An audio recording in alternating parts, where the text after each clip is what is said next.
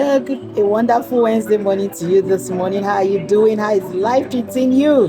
How are you today? Hope you are up and about. Remember to be grateful to God. Keep thanking God. Your gratitude to God, your appreciation to God is what lifts you to the next level. It opens unimaginable doors of help for you. So as you start the journey of this wonderful Wednesday, I just want to remind you that the level of honor you give to yourself is the same honor people will give to you. Don't be in everybody's affair. Don't be in everybody's face. Learn to stay in your space. Learn to stay in your space. Manage your space well.